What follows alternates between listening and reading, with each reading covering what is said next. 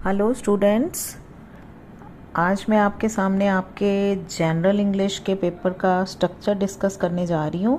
साथ में आपको टिप्स भी बता रही हूँ कि आपने अपने हाफ ईयरली एग्ज़ाम यानी कि सितंबर टेस्ट के लिए आपने अपने पेपर की कैसे तैयारी करनी है।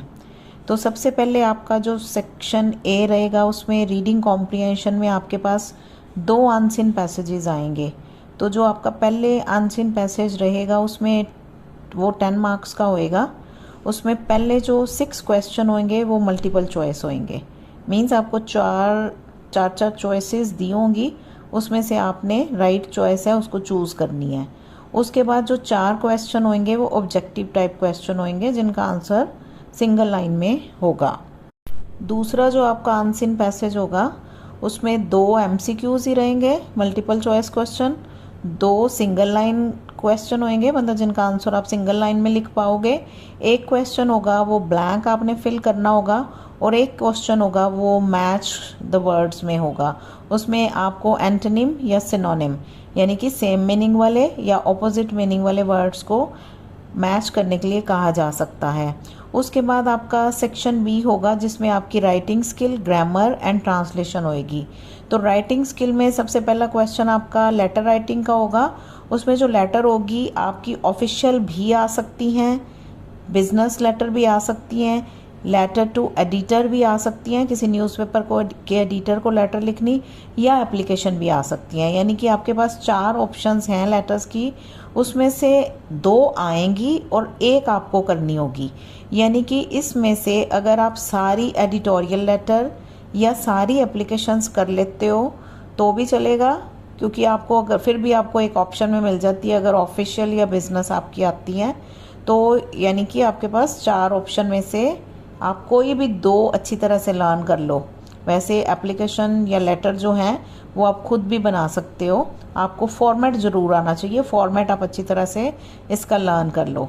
उसके बाद ट्रांसलेशन आपकी दोनों टाइप की होएगी, एक तो आपकी वर्नैकुलर लैंग्वेज से इंग्लिश में और दूसरी इंग्लिश से वर्नैकुलर लैंग्वेज में। ये आपके 2 सेंटेंसेस होंगे और ये 2 मार्क्स के आपके होंगे।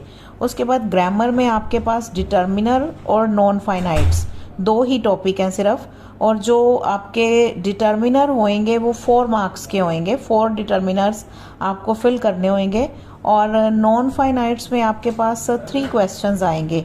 आपको 3 सेंटेंसेस मिलेंगे और वो आपने नॉन फाइनाइट फिल करने होंगे। अब जो नॉन फाइनाइट का क्वेश्चन है उसमें आपको नॉन फाइनाइट में आपको इन्फिनेटिव भरने के लिए भी कहा जा सकता है, जीरन भरने के लिए भी कहा जा सकता है और आपको पार्टिसिपल भरने के लिए भी कहा जा सकता है। उसके बाद आपका सेक्शन सी लिटरेचर का होगा जिसमें आपके टेक्स्ट बुक के क्वेश्चंस आने हैं। तो आपके सेक्शन ए में से जो आपके सिलेबस में 4 चैप्टर्स हैं उसमें से आपके 8 क्वेश्चन सेक्शन ए में से आने वाले हैं और 8 question objective type section C में से आएंगे। यानी कि टोटल आपके पास 16 ऑब्जेक्टिव टाइप क्वेश्चंस आने वाले हैं। उसके बाद आपका जो पोइट्री सेक्शन है, पोइट्री सेक्शन में से किसी भी एक पोएम का, आपके सिलेबस में 4 पोएम्स हैं, किसी भी एक पोएम का आपको स्टैंजा दिया होगा और उसके आपने क्वेश्चन करने होंगे। तो ये आपके जो स्टैंजा के क्वेश्चन है वो 4 क्वेश्चंस आपको अटेम्प्ट करने होंगे।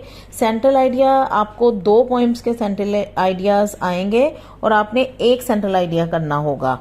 उसके बाद वही आपके जो इंटेंसिव स्टडी वाले चैप्टर्स हैं उसमें से शॉर्ट क्वेश्चन आपको 4 आउट ऑफ 5 यानी कि 5 क्वेश्चन दिए होंगे, आपको 4 करने होंगे और उनके 2 मार्क्स होंगे, 2 मार्क्स ईच। तो 8 मार्क्स के आपको शॉर्ट आंसर टाइप क्वेश्चन आने वाले हैं। और उसके बाद जो आपका सेक्शन सी है उसमें से 3 आउट ऑफ 4 यानी कि 4 क्वेश्चन दिए होंगे और आपको 3 करने होंगे। तो ये भी 2 मार्क्स ईच यानी कि 6 मार्क्स के ये क्वेश्चन होंगे। उसके बाद लास्ट में आते हैं long answer type questions. Long answer type questions में भी क्या होगा, इंटेंसिव स्टडी में जो आपके 4 चैप्टर्स हैं उनमें से 2 क्वेश्चन आएंगे, आपको एक करना होगा। और सेक्शन सी में भी ऐसे ही रहेगा कि आपको 2 क्वेश्चन आएंगे, उसमें से आपको एक करना होगा। ये दोनों क्वेश्चन 3 मार्क्स के हैं, तो आपको बहुत ज़्यादा बड़ा लिखने की क्वेश्चन ये ज़रूरत नहीं है। और लास्ट में आपको बहुत अच्छी हैंड राइटिंग में पेपर करना है, क्योंकि गुड हैंड राइटिंग के आपको 5 मार्क्स मिलने वाले हैं। So this is all about your structure.